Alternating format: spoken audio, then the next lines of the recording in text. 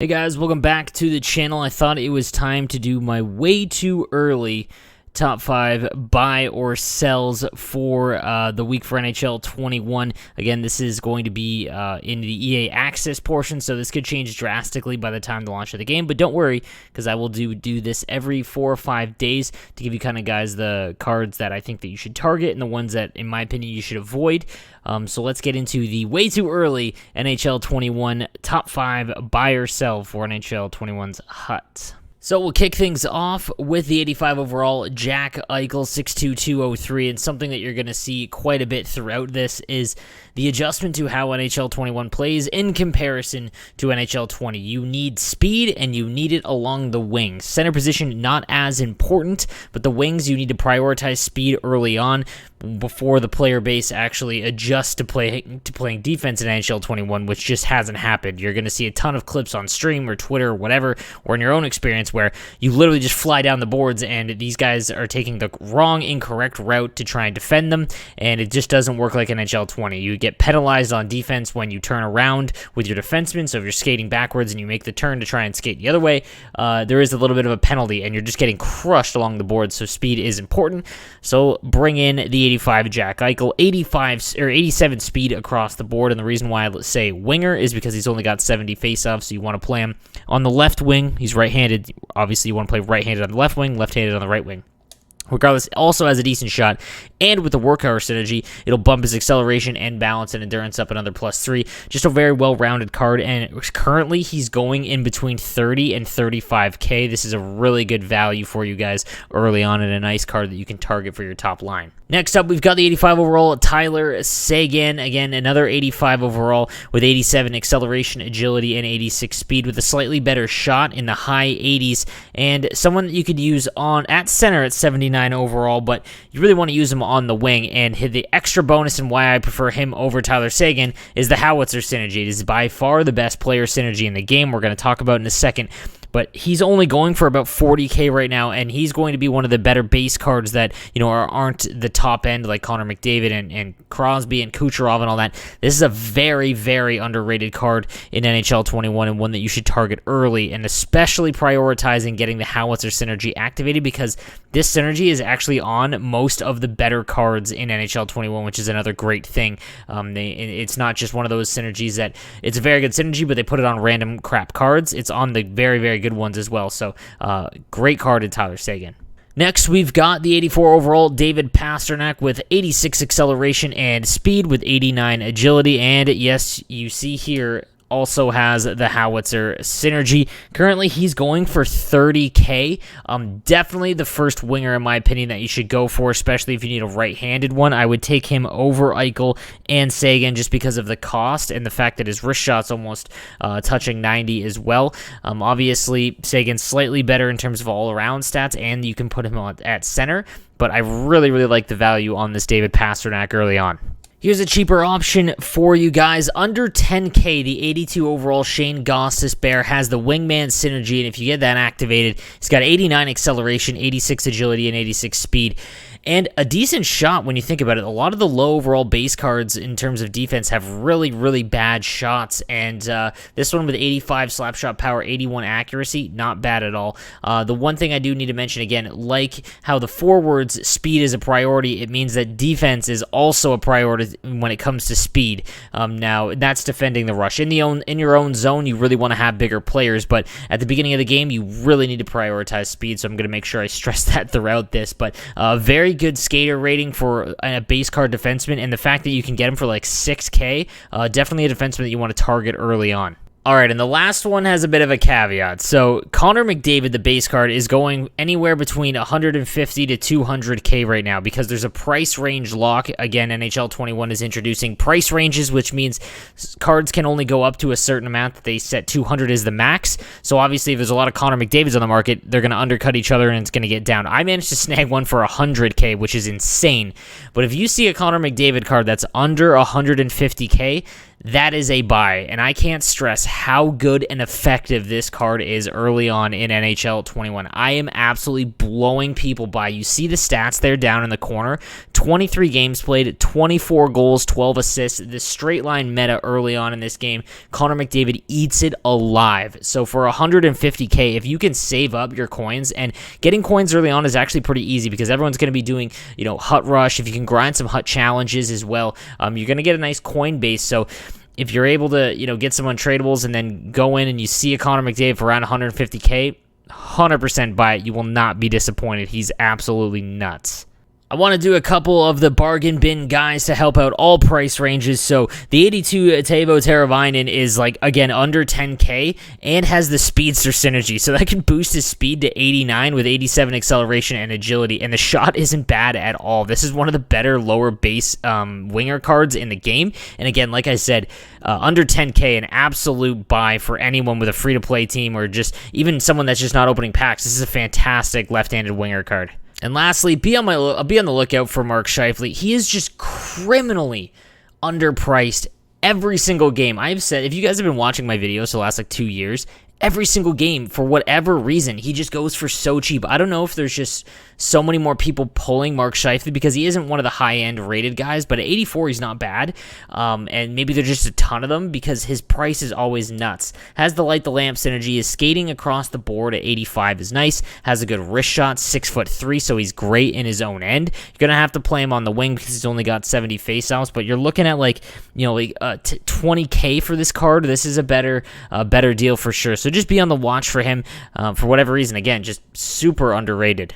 All right, guys, on to my top 5 sells of the week. These are cards that you do not want to target early on just because I don't like the values that they're going for. So first, we're just going to be a blanket about this, the 86 overall bronze icon set. The reason why I don't want you guys to target this is because you have to think in terms of cost. So let's say you can make 2 icons. It doesn't cost you anything other than the players that you have to invest into it. That's 100K in value. There's really not that many 86 overall icons that you can actually get because that are worth that. Just off the top of my head here looking, Chris Chelios would be worth it. Howie Morenz in his current meta, although defensively he's absolutely brutal, so you don't want him. There just isn't a ton of cards in the 86 overall icon set that make it worth it. If you are someone who's free to play and you're not going to get a ton of icon collectibles or gold players to make them, do the 85 overall icon set and then wait, because the 87 offers a ton of value in terms of the best defenseman in the game in Paul Coffey, but it also gives you a chance, if you don't get him, Forsberg, Sakic, Lindstrom, Ray Bork. There's a ton of options, so you're guaranteed to get someone good. So the 86 overall icon set, I would avoid that one early on in NHL 21. All right, next up is the 85 overall James Neal. So in the Team Builder set, which a great addition to the game, I can't stress that enough. We've been waiting for team building sets for a couple of years now since they were taken out. The reason why I say to avoid this one, on paper, his card looks great, the 85 James Neal, and I understand why people want to go for it, and it has Howitzer. The problem is that these cards are going to get price locked, and because everyone realizes that this is one of the better ones to go for, and come launch, everyone is going to try and make it. Now, the one thing I want to say, the reason why I'm saying that this one isn't one you want to go after, is, again, the cost involved, but he seems to be one of those cards that I just can't get going, and this might be a personal thing, but the cost involved is a lot. He's untradeable, and you lose all the cards that you put into this set. You see his stats here with Howitzer activated, which makes him valuable, at least no matter what. He has Howitzer active. That's why I don't mind it. I have 14 games played with him, 3 goals, 3 assists. Let's contrast that with Connor McDavid, who's literally got 24 goals in 23 games. Obviously, Connor McDavid's better, so you want to go down. Here's Nikita Kucherov for 25 games played, 20 goals, 14 assists. So it's not like I'm just struggling in general. This James Neal, for whatever reason, I just can't get going, and I don't know if it's like a Nathan McKinnon situation where his card just doesn't play as good as the stats indicate. So avoid this one. Again, unless the cost drastically falls in terms of making him, I would avoid him.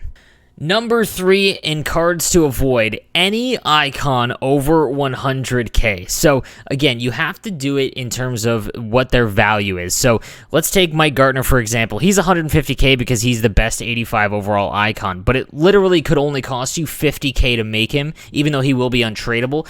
There isn't really a ton of need to make or have tradable versions of these cards. I've mentioned this in prior videos because there's going to be silver sets that allow you to increase to the silver icons, and then there's going to be a gold as well. It's not like NHL 20 where there was the master icon at launch, and then in May or April or wherever along down the line, the gold version came out. There's a middle set that's going to happen, which is going to keep these cards, usable for a far longer period of time.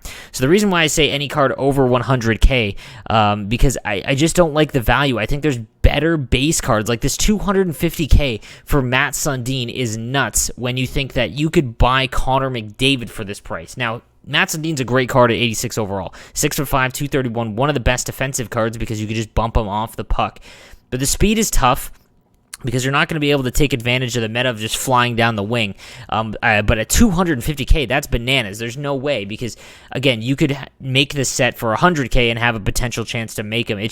It's not a very, very good value to go after any of these cards for over 100k. If you see anyone that are below that, like if Mike Gartner falls to under 100k, that's not bad, because, again, it would only cost you 50 to make it, one icon collectible. But knowing that you're getting Gartner is worth, that extra bump. But again, like Marcel Dion, 250k, it's because the price ranges that are allowable on the icons are far higher than the base cards that are allowed. So unless that changes, this is a hard pass. Next up, any collectible. Do not be buying collectibles from the auction house unless they hit a certain price, okay? At launch, here's what's going to happen. All of the icon collectibles are going to just be completely gone. And the reason for it is all of the people that spend money on the game already have it during EA Access. Once launch comes, that's when all of the players that, probably yourself included, don't spend money on the game. So you're not ripping a ton of packs, meaning you're not going to have a lot of icon collectibles, which means you're going to need to acquire them. So when the demand there's nowhere near enough collectibles to meet the demand to make all of the icons in the actual game. Like if all the people that are trying to make Mario and Gretzky, there's just no way. These cards are going to spike to well over 50k. And the reason why I say to avoid it is because you could go to the auction house, and the best way to do this is go to players. Again, I did this in my how to get ahead early video. Price range, set this to 800, and then what you do is you go to gold or level and change this to gold, sort by this, and then just sit here and pick apart the ones that are expiring for under 800 coins. That'll knock off a ton of money because, again, it only takes 50 to make an icon or gold collectible. So just avoid the collectibles, buying them outright. Spend some time and save yourself thousands of coins early on. And then lastly, I know I mentioned James Neal, but I kind of want to make this a blanket one. Any of the sets to make the 85s, I would avoid. I went and did my video on covering all the team builder cards. If you want to go watch that, check in the video list. You'll see it covers every single one. And there's really only two on paper that make sense. One of them is the James Neal that I showed you, and the prices are, reflecting that. But the second is the Larry Murphy card. And the problem is, again, all of these cards are going to become super high in demand, and the prices for them are going to spike. If I just take a quick look at Matt Murray real quick, I'm sure. Yeah, 12. Okay, so 2K for him, but again, that's Matt Murray, so he's not really usable. Let's check Chris Letang and see what Chris Letang is going for, because you'll need to get him. And yeah, in the teens, okay? And you can't use him. He's a usable defenseman, but you will lose all of these cards that you trade in for Larry Murphy. Now, I have Larry Murphy, and he's a pretty good card. I'm not going to lie, he's not bad. But there's a certain cost that I would, say no to that. I mean, you can go buy Erik Karlsson for 40k. Whereas if this is going to cost you 60, 70,000 coins to make Larry Murphy, it's a nice, swag thing to have this card, but it's not worth it. Again, I'm trying to save you guys as much money in coins as possible and look for the good targets in the market. So any of the other team builders, though, they're just not worth it. Again, you lose all of the gold cards that are involved in putting it into that set. So even if none of them have any value, say you just sell them at base value, you're still losing. Like, if you need 20 of them, you're still losing 20K in value because you could throw them into a gold or icon collectible set to make another icon or gold collectible, because the card that you get back is untradeable, and a lot of them have really, really bad skating stats, just not what you need in this meta. So avoid all of them except for Larry Murphy, but then again, go through and see what Larry Murphy is going to cost you. If you rip a ton of packs and you get most of the expensive Penguins, then you might be okay, but I feel like the Penguins are going to get price locked pretty quickly, and if that's the case, go get Klingberg and Carlson and some other options as opposed to Larry Murphy. All right, guys, so I hope that helps you out. Again, this is super early, so I will be doing one about the second or third day after launch, a little bit more updated because the market's going to be a little bit more stabilized. Right now, we have no idea what's happening. Everyone's running out of their 10-hour trials. I have the full Game Changers have the full game, so we can go in and look and see at any time. But I thought I would give a video to the people that maybe are still holding on or waiting, and these prices and players are definitely going to be impacted at launch. So hopefully this will help you prepare a little bit more for launch and save you some coins and get you guys off to a great start with a good team. If you have any questions, just let me know in the comments section down below, and please subscribe, guys. It really helps me out. I'm about to pass 15,000, and I couldn't thank you guys enough. So guys, I'll see you next time.